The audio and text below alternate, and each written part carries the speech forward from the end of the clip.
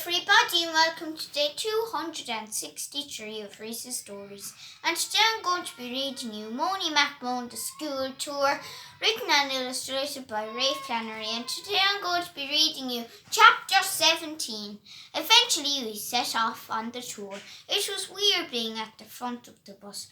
There was a bit of laughing coming from the back of the bus, and we were missing out on whatever was going on. Me and my big mouth, if only I had stayed quiet, I would be stuck in the middle of it all. I was half afraid to look at Michael Doherty. His face was getting whiter as we were travelling. Mr. O'Rourke had given him a big plastic bag before the bus started, just in case of emergency, said Mr. O'Rourke. Michael just gave him a funny smile. The journey to the zoo would be 40 minutes or so. The driver told us the trip to the zoo was grand, and more importantly, Michael managed to keep his breakfast in his tummy. When we got to the zoo, Mr. O'Rourke got off the bus first. As each of us got off, he handed everyone a ticket. Hold on to that, it's very important, he said. Coach Ferguson took out a big stick and put the school flag on the top of it. Stay together, he said. There's enough monkeys in the zoo without us leaving another few here. Nobody laughed. It was cool getting to see all the animals up close. I think some of the lads even looked like some of the animals, but I better not say which ones. When we got to the penguin enclosure, Coach Ferguson told us all to stop. One of the zookeepers came over to us. He patted me on the back. Obviously, he recognized me from all the newspapers. Wrong. Welcome, you lot. I hope you are enjoying your trip to the zoo, said the zookeeper. One of you is about to make everyone else a little jealous, he said. He must be talking about me. Obviously, surely. I do that every day. Coach Ferguson, have you got the tickets? Asked the zookeeper. In the bag, replied the coach. Stick your hand in there and pick one. The zookeeper put his big hand into the bag and took out a ticket. Number 144. Who has ticket 144? He asked. Would you believe it was? It was Laura Little.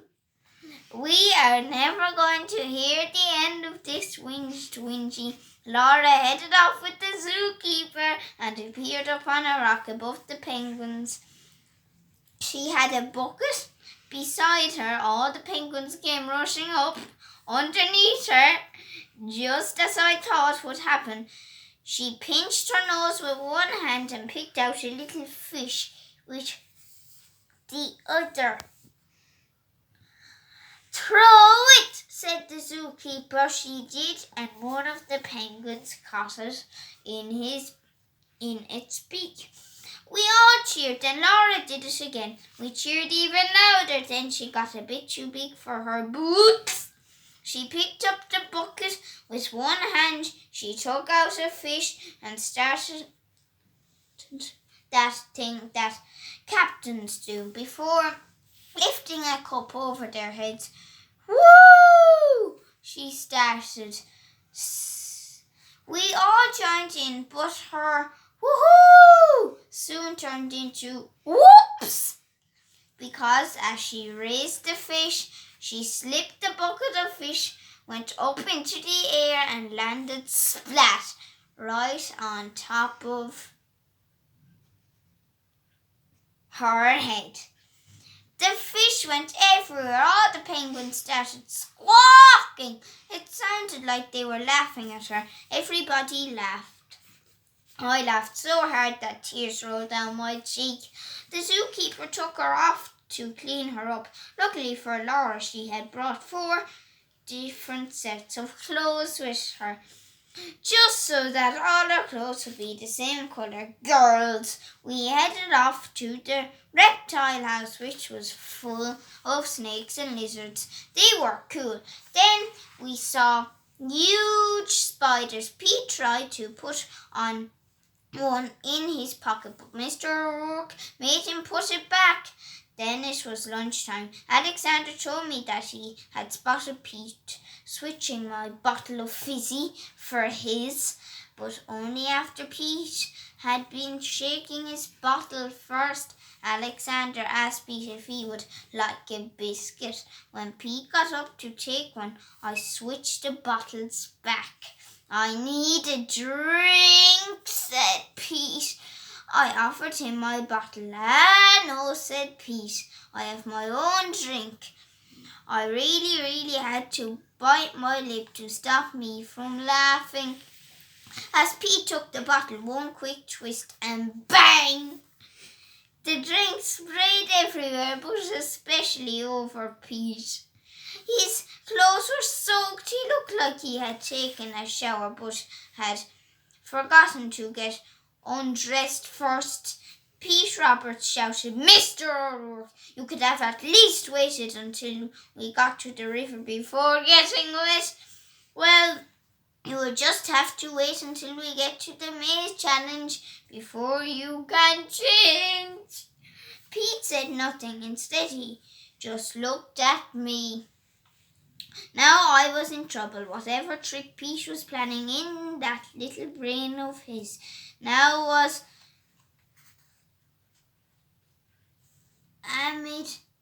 aimed at me. After we finished our lunch, Coach Ferguson checked his clipboard to make sure we were all still there before we had to get back on the bus for the second part of the tour. To be honest, this is the part I am looking forward to most. Another chance for me to win another trophy to add to my collection. Can I let you all in a little secret? There is only one trophy in my collection so far. Don't tell anybody, but it sounds good to say I have a collection, doesn't it? The end. I hope you enjoyed that lovely chapter 17. And tomorrow I'm going to be finishing the book, chapter 18. And don't forget my bookmark. They will be rented out soon. They're sold out because there's only a few left. And yes, don't forget to buy this lovely book called What Does Santa Do When It's Not Christmas? And it's on the Jack and Jill Children's Foundation. So please buy it for a Christmas gift. And sorry about my brother, he's just a bit sad. And yes, and buy one of these in Tesco.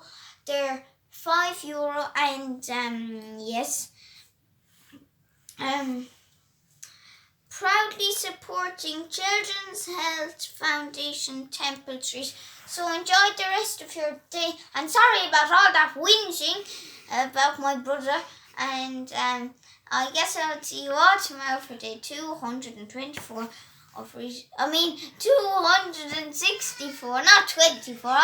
I don't know what I'm like. So don't forget my bookmark, and don't forget this book, and don't forget this doggy called Benji. And so bye everybody.